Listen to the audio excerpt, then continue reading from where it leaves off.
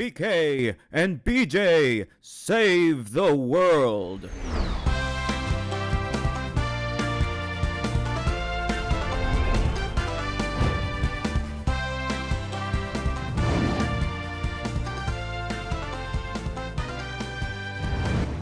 BK and BJ Save the World.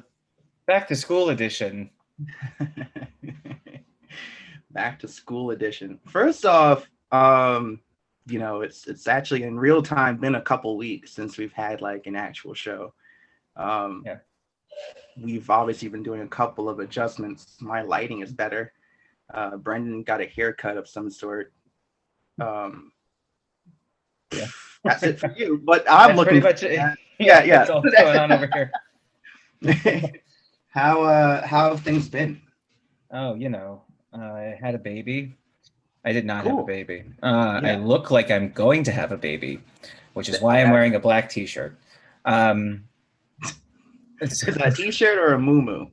It's a well, okay. We don't necessarily need to pile on, do we? Look, these days, yeah. I'm kicking it in. Like yeah. Sorry. First rule of improv: yes and. Yeah, weddings. Yeah. I feel like that deserves its own topic. Well, you were at 2 over the last couple of weeks. We've gotten some real work done.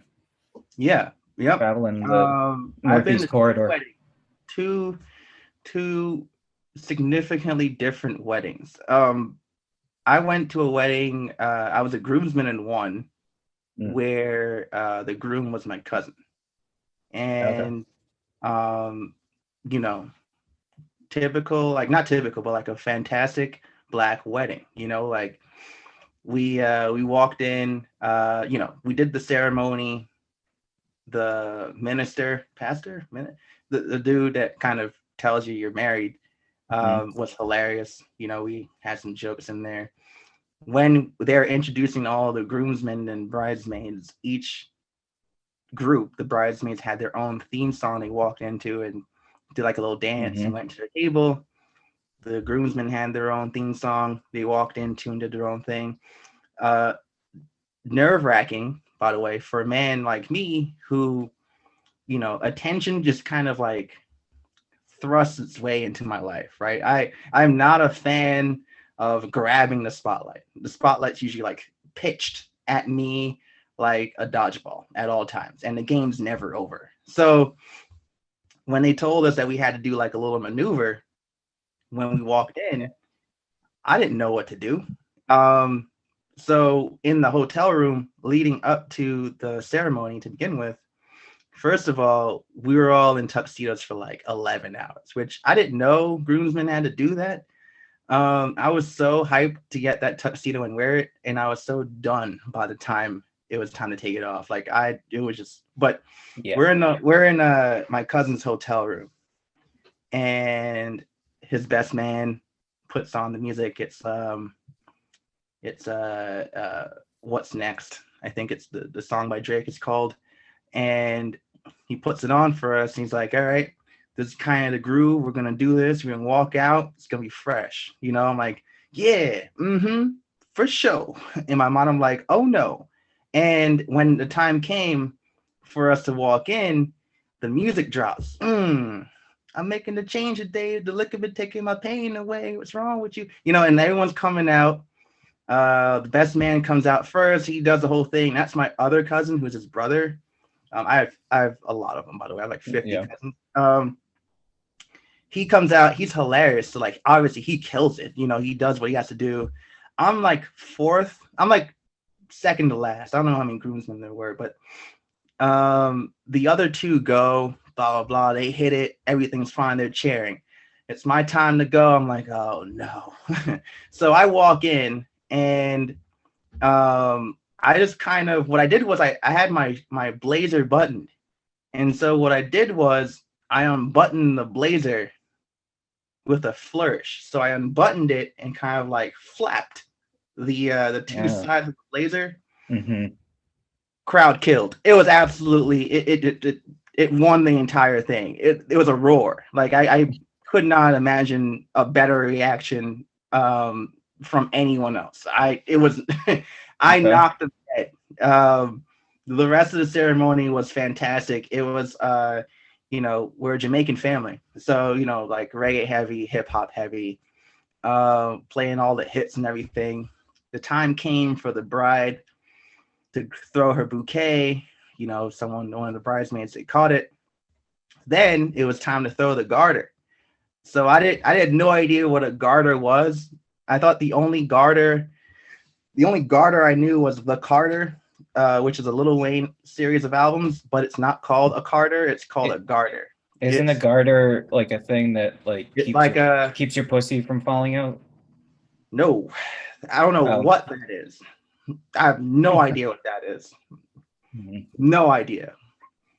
What is that, like a vaginal bib? But no, a garter is a band that goes around the bride's thigh, and I'm not sure what purpose it serves for the actual outfit, but she does take it off and throws it to the all the eligible single men at the wedding, of which I am an eligible single man. So when they were like, all right, all the single fellas come to the dance floor, and no one was coming to the dance floor. As a groomsman, I have to kind of lead the crowd. I have to be the wave maker, and no one was coming. So I'm like, all right, fine. I walked in first, then all the fellas started to pile in too, right? So I have my drink in my hand. I have my Henny and soda in my hand. I'm just chilling. Not a fan, huh? Is that even like a drink? Is that a cocktail? Like, what is that? It's not a cocktail. It's just a combination of two liquids coming together to create absolute niggotry and ignorance. Okay. Man. I have like a question. All of what you're describing right now is like a normal wedding. But you were like, at the beginning of this, you were like, oh, like typical black wedding. And then you were like, yeah, the groomsmen hung out, and then they had intro music for people, and then there was then there were songs, and then someone threw something into the crowd, and the single person caught it. Like, I don't know it, like where the secret black wedding stuff is coming in. But you gonna let me finish?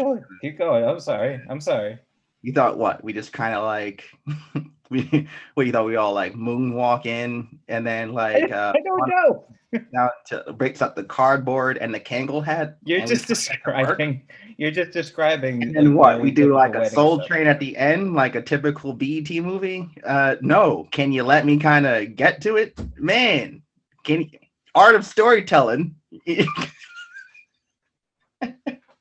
My God. Cojones on this man. Anyway, ladies and gentlemen, so it's time to throw the garter, and I'm standing there, my drink in my hand. The fellas are like suddenly into it, like even though no one came up until I came to the floor. She throws the garter, right?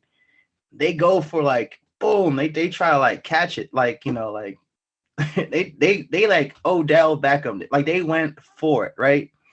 I hold up, no lie, one hand, right? And I'm just like, all right, let's just see how this goes. Brendan, the garter, even if I didn't do like a catching motion with my hand, the garter flew to my hand and wrapped around it. It couldn't have been more of a perfect catch. It wasn't even a catch. I held my hand out and stopped the garter from moving forward. I didn't even try to catch it, is what I'm trying to say. I became garter master, or whatever the term is for the person who catches it, right? Cupid apparently now I'm next up. Yeah, and just like handed you the garter. Yeah. Yes. God was just like, you're next. I don't know if you thought you were, but you are now. And now apparently I'm next up to be married, with no prospects in sight. No women for a few miles, no eligible, like, I guess there are women, right? But no women that are like approaching that level anywhere near, right? But apparently I'm up next. So Las Vegas elopement. You'll probably see a pic with Brendan as the minister.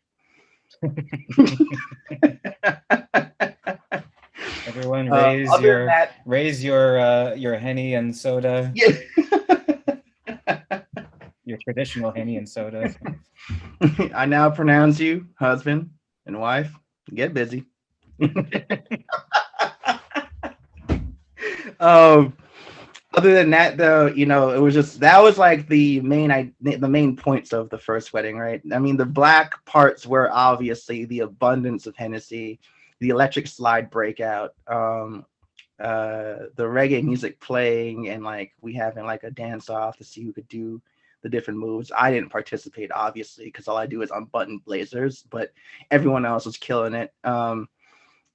Cupid shuffle, cha-cha slide, all that stuff, right? But like, it was fantastic. It was a great wedding. The second wedding, much more tame. It was for one of my best friends in the world.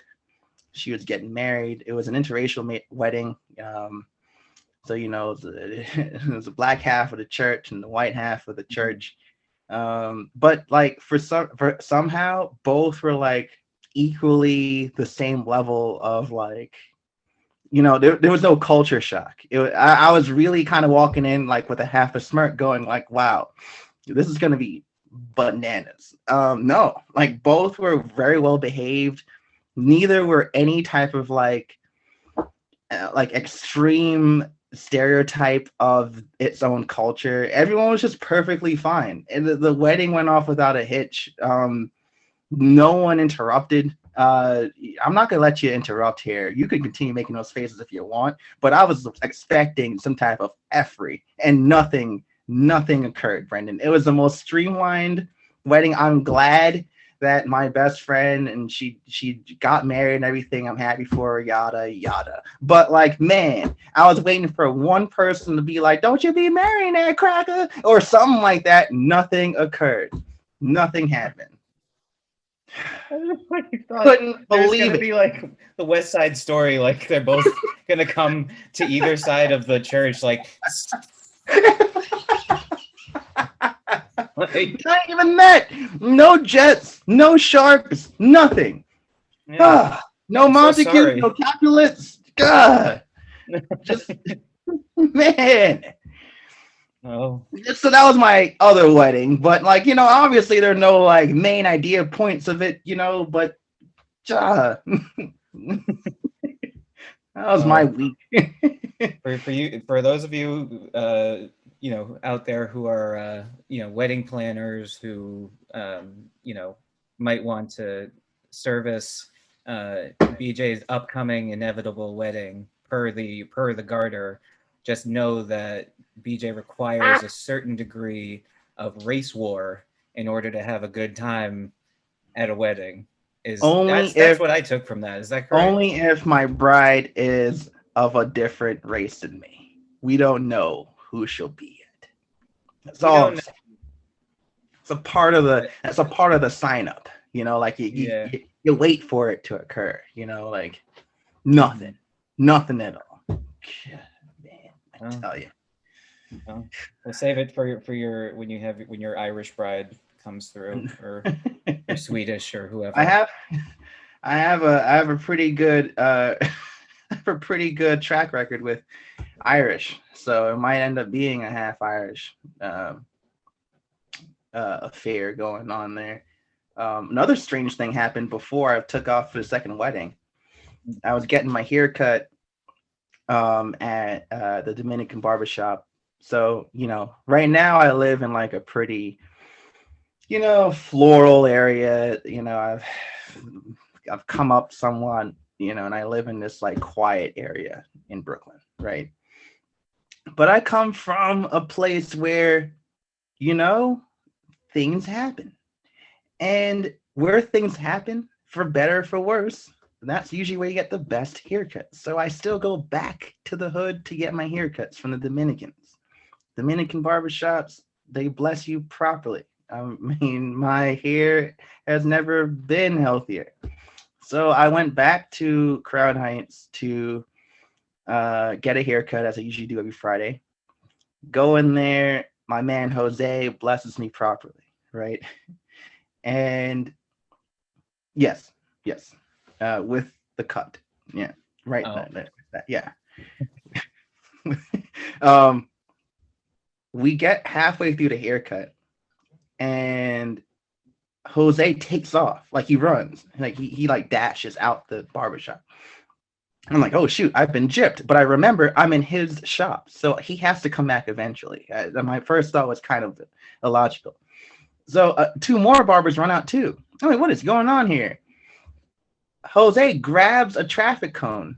Okay, so I don't usually laugh outside when random things occur, and a lot of random things happen to me all the time. I had to laugh at this just because like I'm gonna try to set the visual as best as I can, and hopefully you can like see what I'm trying to paint here. There was a rat that ran outside of the barbershop and was about to run back in. So the barbers run out, right? And one barber runs out with a bat, and he is trying to whack-a-mole the rat. Jose, my barber, I didn't see him for a little bit. That's because he went out of view from the window of the barbershop, came back with a traffic cone.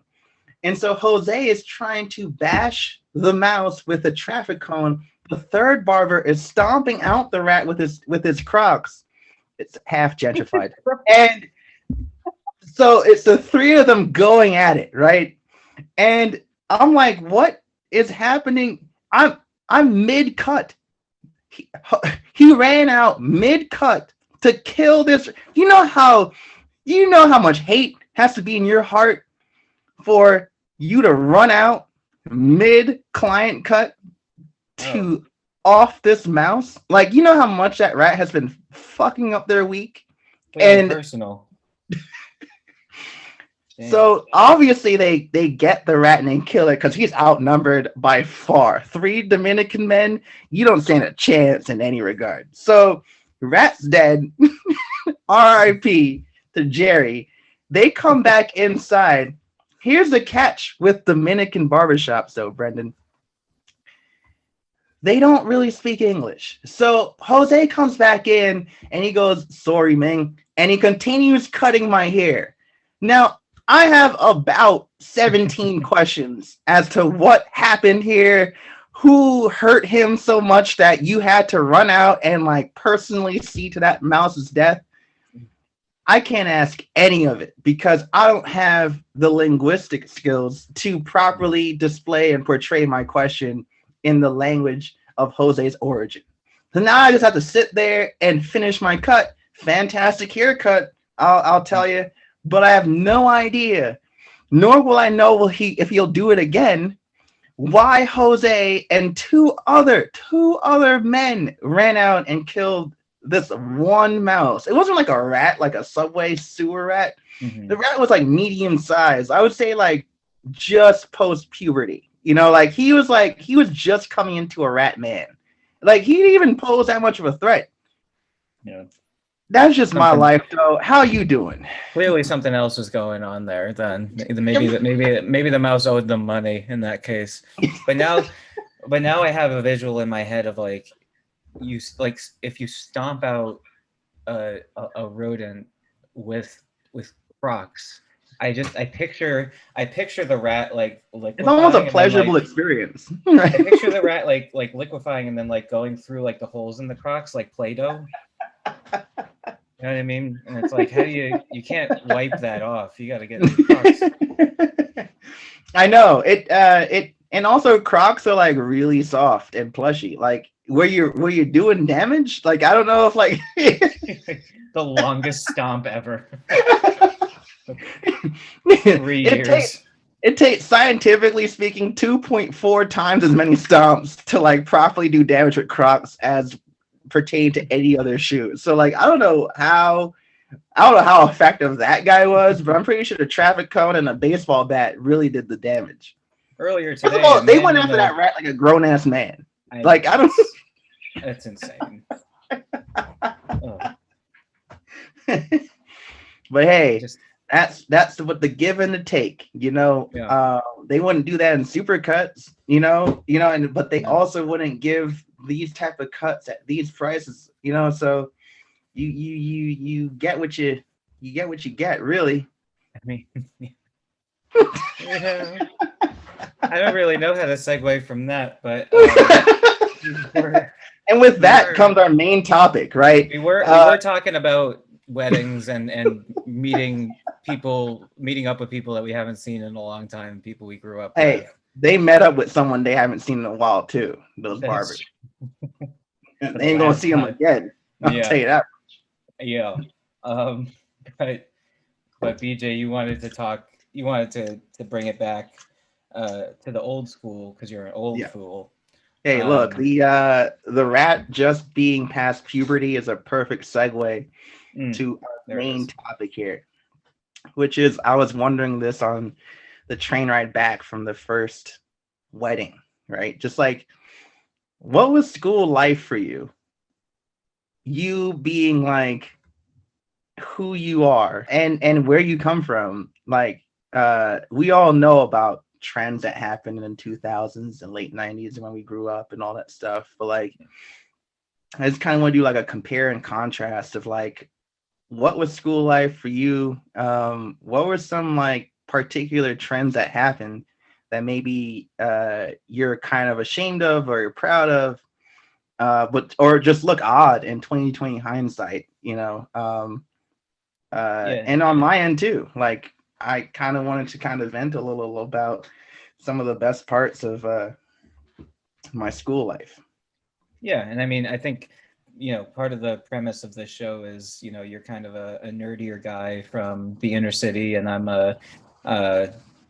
I don't know what you call me, from the suburbs. No, But just a drag show, emphasis on drag. yeah, so Physically drag. Just on concrete, just dragging. Did I break your concentration? I don't even actually know what you meant there. No. Hey, I'm feeling good. It's dawn today. Kanye released his album. I'm feeling. Oh yeah. Good. I'm feeling. Good. But yes, yeah. Continue. So I don't know. I grew up in the Boston area. I would say I don't think I look back on it with like too much regret, or certainly not pride. I think it was all kind of like we all kind of look back on stuff and it's always like vaguely embarrassing. I would say the peak of things was probably around fifth grade when I was still convinced that I could produce a Kamehameha wave from Dragon Ball Z, or sixth grade when me and my friend Giancarlo would come to middle school wearing a single shiny glove on one hand in tribute to the King of Pop. And I don't think we knew what the best case outcome of that was going to be, but nothing happened. So that's good. So Because we first should have off, gotten beaten up by 90s rules, but we didn't. First off, shout out John Carlos. What's his name? Giancarlo. Because Giancarlo, singular.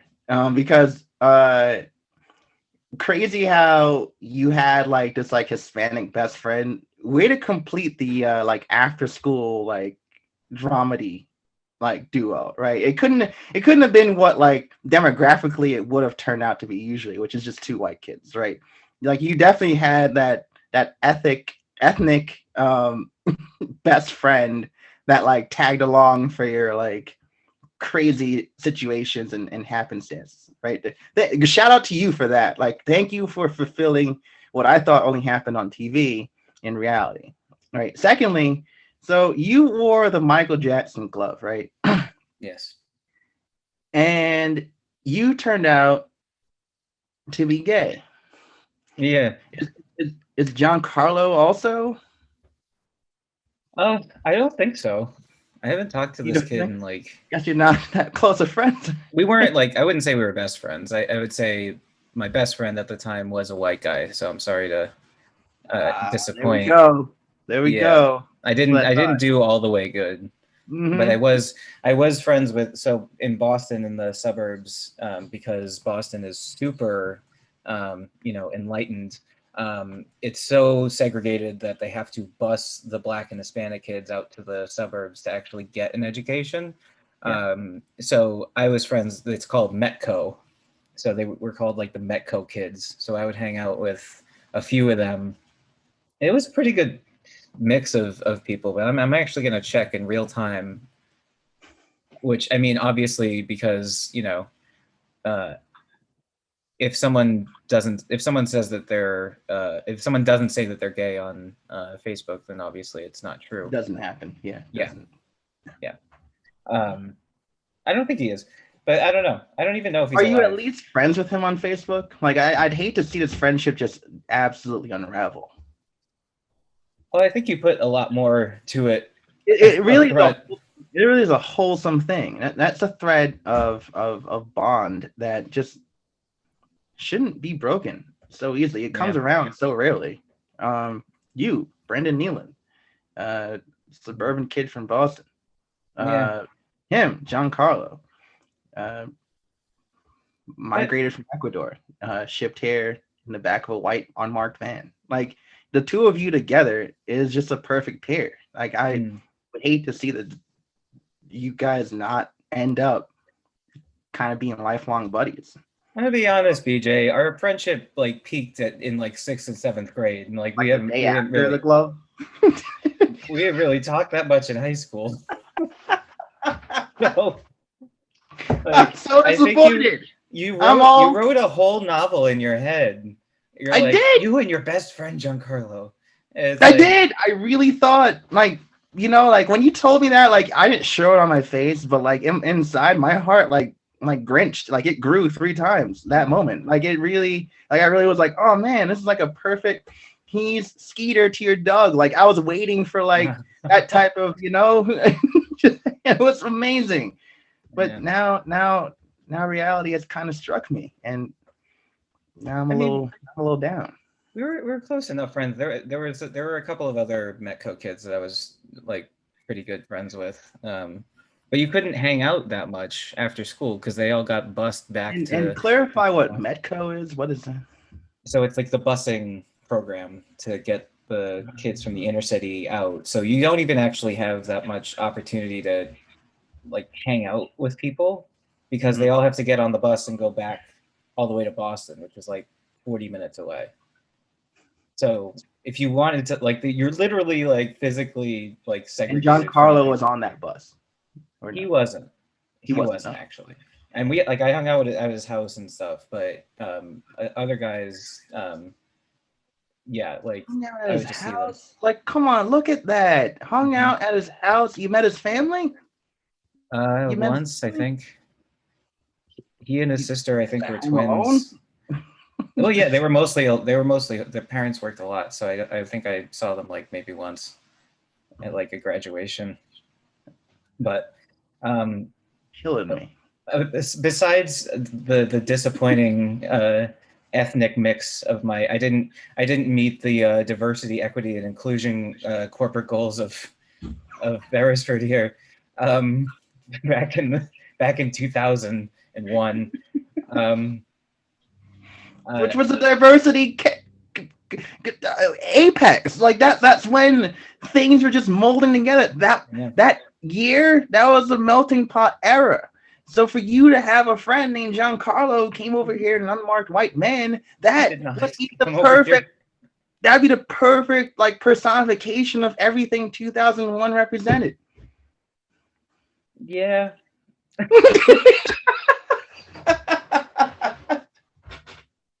It was a good time at the time. I don't know. The thing is, like, there's people like him who I was friends with in middle school, and when you get to high school, you start taking certain classes, and if you're not in the same level of class, you don't spend as much time together. Wow. I know, which sounds very douchey. You went from like best friends with this kid who was just trying to get by. And his family worked their asses off. Like, they were doing the best that they can with what they had. Trying to get by. You went from you're making things close friends with this kid who like had every potential in the world, but few of the opportunities. because colored people aren't treated the same in this country. And you drop him like a sack of potatoes to say that because he was on your level mentally. Brendan, come on. I cannot believe that you This is what are entrapment. we even doing here? What are we This even is doing here? this is It's like really some this is like some inverse Chris Hansen trickery that you're doing, where you're just like, like a Fox News logo and yeah, yeah. what was happening here? But I'm it's glad your that I story. have I'm glad that I have control over the editing at this point in our production, because I feel like what you want to do is put like a deep fake of Tucker Carlson's face over mine right now, even though all I did was tell you me and my friend Giancarlo came to school with a Michael Jackson glove, and then you made up this like Slumdog Millionaire story, and you're like, and you cracker, you just kicked him to the curb because you thought you were smarter than him. Blah blah blah blah blah. Block it. How much have I even talked in the last like 5 minutes versus what BJ made up about this kid and his whole family's life? We don't need all the facts, is what I'm saying. Okay. We do something called reading between the lines where I'm from. Oh. And you really started off so golden. The Michael Jackson glove, the moonwalk, the coming in with like the whole like Shimone. Now he's Shigone. And like I just don't understand why. What do we I'm just trying to understand here. What's really happening? Shigone. How long have you been sitting on Shigone? It's your story, not mine, but damn it, if I'm not a little disappointed, continue. I'm not talking no more. You I don't know why I went like full on like Southern grandma, but I ain't talking no more. Crazy. Those fun times. Yeah. But what about you? I now that I can't wait. Please regale us with the stories of your youth, so I can turn those around into you being some sort of a fucked up person. Look, you get what you see with me. I didn't try to like deceive the audience by having this like inclusion of diversity just for it to be ripped out for like basically show production purposes, just to use him up for his culture and ship him back to wherever he came from. No, my story is a little bit more honest, wholehearted. I mean where I come from. God. Basically, my school experience, it was interesting, right? Growing up in Brooklyn, particularly at my high school, James Madison, there were 5,000 kids in there. You ran into new people all the time, right? And my graduating class was like 1,000 some people. Like the numbers are staggering. And going back to even like middle school, there were always like a lot of people there too. I think middle school had like 2,000 kids, right? So you always had to kind of make your claim, carve out who you want to be if you want to be remembered, your legacy. And my legacy starts with a friend of mine, kind of like yours, except he was black too. His name's Merlin, and Merlin and I. By the way, he totally doesn't sound made up. By the way, you bring a mythical creature name into it. Continue. Sorry to interrupt. Dude named Merlin. Merlin was like hood too. Like he was not that hood, but he was like, he was black. And so Merlin and I, Merlin started off first, right? It wasn't right. Like, I was always just like a fan, but like most people, like Miles Morales, or I'm blanking on any other heroes that come up after another hero. Sam Wilson to Steve Rogers with Captain America. I started out as a regular person, right? Merlin kicked it off, and I followed it up. So Merlin always liked to play pranks, and like he was like a funny guy, and like I was like a humorous guy too, whatever. But Merlin wanted to like kind of really kind of like spice it up. So like around Halloween time, he debuted this school superhero. And the point of this superhero was to kind of inspire the youth, get the kids like kind of like organized and like focused on a goal. He was supposed to be a symbol, of like all things righteous, getting all the milk in the cafeteria, making sure that like, all the kids were in class at the right time. He was all about justice, and it personified itself in the name which he kind of granted himself and ordained himself to kind of push forward with. Merlin secret identity was the nigga man. And what nigga man did, he did more than any other superhero. You get back here, Brendan. I'm telling a damn story. And what nigga man did was he gave inspiration to a bunch of millennial depressed preteen youth. And I was just his as his sidekick. I was like a civilian at the time. I was just making sure things happened. Basically, what Nigga Man was just Merlin in a do-rag, right? But you pulled a do-rag over the eyes and he poked eye holes into the do-rag. It was clearly Merlin, but like he was Nigga Man once he put the do-rag on, right? The do-rag mask meant everything. So Merlin's running around as Nigga Man. Eventually, the duties overcame, like it reached the limit of what Nigga Man could accomplish. And he needed help. He was sinking. The middle school was gonna fail. Like it was gonna crash without someone else to like pick up where Nigga Man left off. In reality, Merlin got suspended a couple times. He wasn't running around as much. But within the lore of the story, he needed someone who would be more diplomatic, a friendlier face, maybe a name that, 57% of the student population couldn't say in public. He needed someone else who could step up where he couldn't. And as such, a young man from Flatbush donned a red do-rag, poked holes into the do-rag to make eyes in the do-rag, and ordained himself Spider Nig. And basically what Spider Nig did, true story, by the way, Spider Nig was a genius at scaling the. I'm gonna let you cough. I'm gonna let you choke because I'm telling my tale. Yeah, go ahead. Yeah. So I donned the Spider Nig mask to help pick up where Nigga Man left off. And so we'd run around and we'd be the Nigs. We'd just be running around, helping out students who needed help. We'd make sure kids were tutored, more so me than Merlin, because Merlin didn't really know how to tutor. But like we did what we could.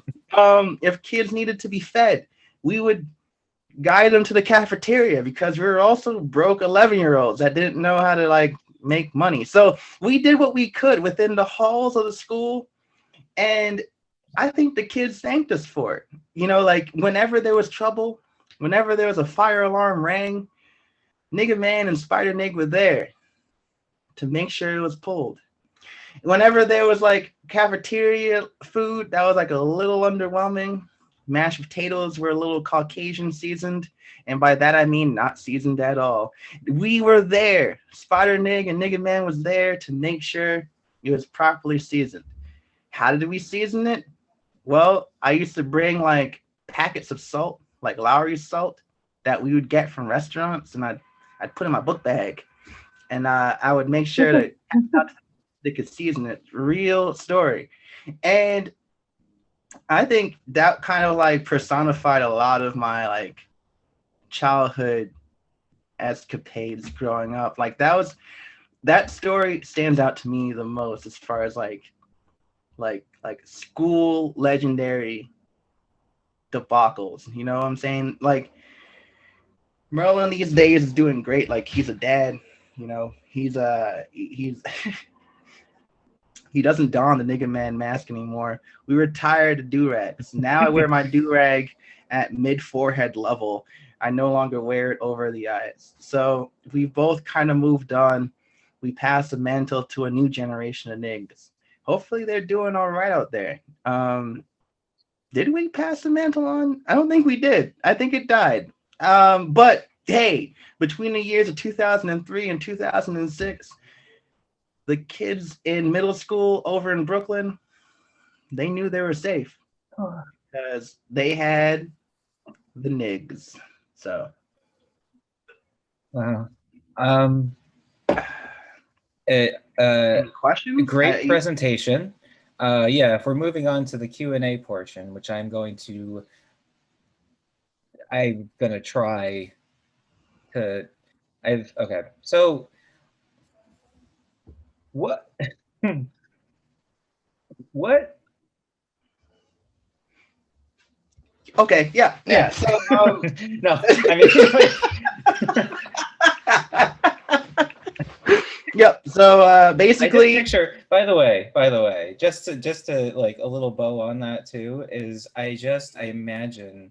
I haven't watched The Incredibles in a long time, but I imagine just the idea that you guys are like retired, but like a new like villainous lunch lady comes in who's not seasoning the mashed potatoes, and then like you guys have it like in a secret room behind the glass, like break in case of emergency. Honey, where's my super suit?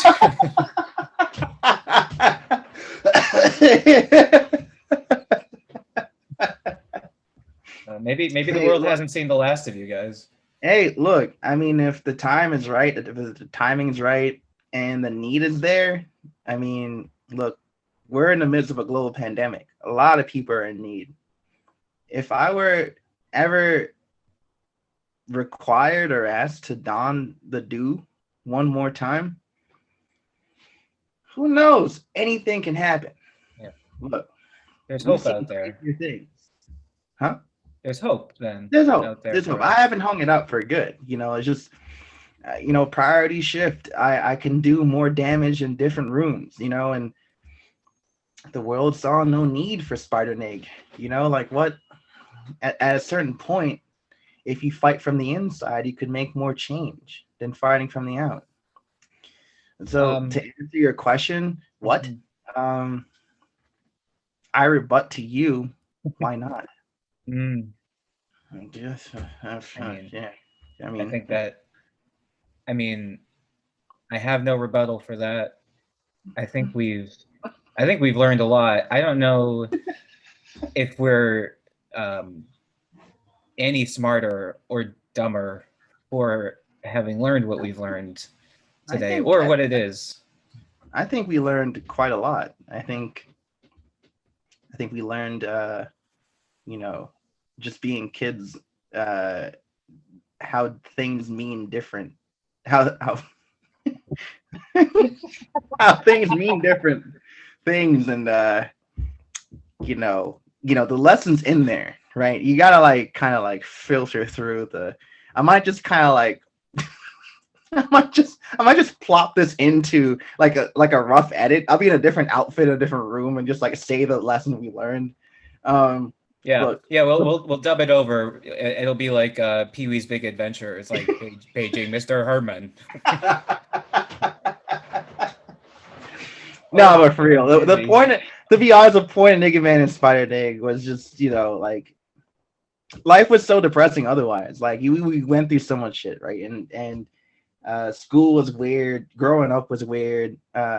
Pressures of society that we weren't aware of were like hitting us at the time, and like that was just a great release. And like no one ever really got in trouble. Like Merlin never got suspended for being Nigga Man, right? Like I think everyone kind of understood that like we're just kids, right? And we need the escape. We need like the we were too afraid to just be ourselves. So hiding behind a do-rag, we could just be our real selves, right? And outside of do-rags, we were exactly what our mommies and daddies wanted us to be, or like what we thought we needed to be for our friends. So Um, just that childlike freedom that I miss so much.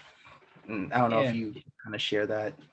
Yeah, I mean, there's something nice about being able to put on a do-rag or a sparkly glove or drag and be step into a persona for a minute. But I think there's something nice about not having to do that as an adult and then just walking around and just you get to a certain point as an old man, past your 30s like myself, and you get to a point where you're like, I don't like that.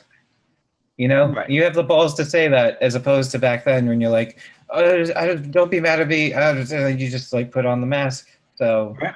Yeah. so it's a I waste of was just time to do that. I was a timid kid.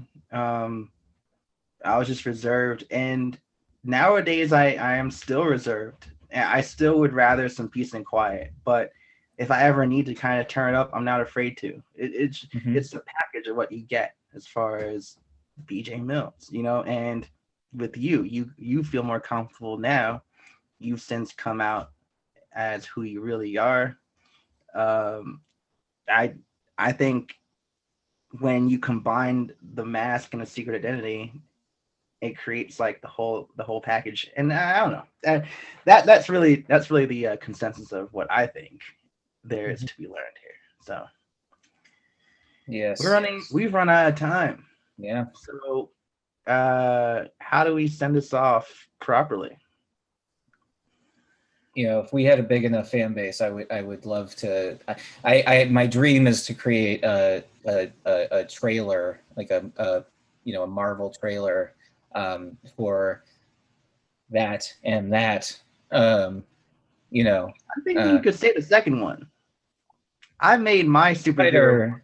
Spider Guy, No, I made mine more family friendly. Is Spider that why?